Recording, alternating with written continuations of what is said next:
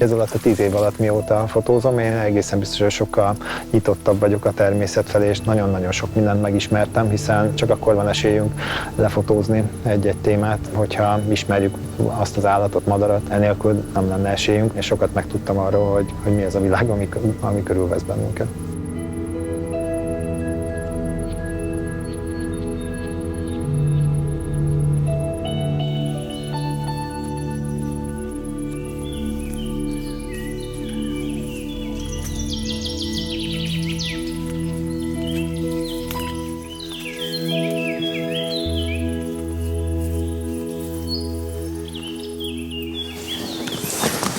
Amennyire lehet, csöndben kell összeraknunk a felszerelést, mert hogyha elkergetjük a vadakat, akkor már nem jönnek vissza.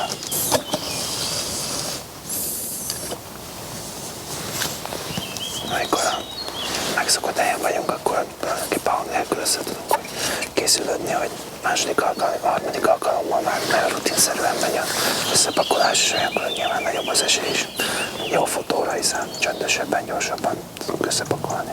Teszünk rá hálót, hogy ezek a nagyon feltűnő fémtárgy, ez ne látszom, mert zavarja az állatokat.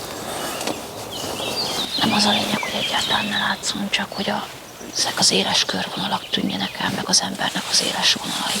És sokkal fontosabb például a szélirány, hogy ne felőlünk fújjon, mert a legszebb álcázást is semmissé teszi, hogyha nem megfelelő a szél, és ráviszi a szagot a vadra, akkor sose fog oda jönni. Elkezdett színe lenni az égnek, most kell fel a legizgalmasabb fél órája.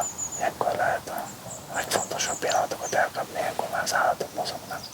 Az a két fehér folt a háttérben, két hattyú. Igen, én is látom. Két hattyú van a háttérben.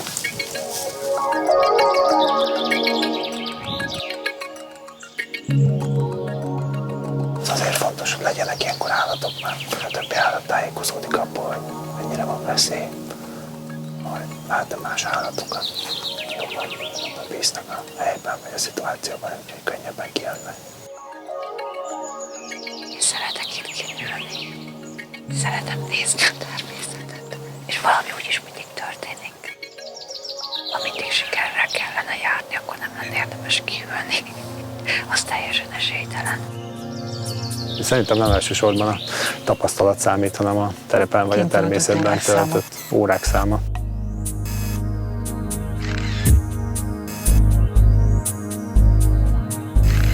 Jó érzés, hogy mindig van egy olyan társ, akire lehet számítani.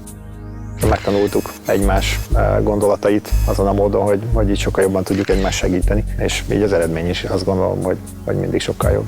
Ma már nem is jelöljük külön a képeinket azért, mert hogy azt gondoljuk, hogy az csak egy része a munkának, hogy kinyomta meg a gombot, de egy alkotó munka eredménye a kép, ami létrejött. Olyan képek készítésére törekszünk, amit szívesen megnézhet bárki az otthon a falán, tehát hogy egy olyan esztétikai értékkel is bírjon a természeti értékek kiemelése mellett, ami azért jó érzés, hogyha valaki ránéz. 2014-ben a Dunáról megkezdett fotósorozatunkat szeretnénk folytatni, hiszen akkor csak egy 3-4 hónapnyi időnk volt végigmenni a Duna-menti természetvédelmi területeken, és ebből szeretnénk egy könyvet is készíteni. Hiszünk abban, hogy a képnek a fényképezőgépben kell megszületnie, hogyha egy pici indexképben nem jön át a képnek az értéke, akkor azon hiába dolgozik valaki. Ma azzal a képpel lehet sikeresnek lenni, amikor az egy kép, a fotós képes elmesélni egy történetet. Ez egyfajta történetmesélés. Egy természetfotós nagyon szereti az estét, ilyenkor egészen különlegesek a fények, eltűnnek a színek, és sokkal fontosabbak lesznek a formák, meg a kompozíció.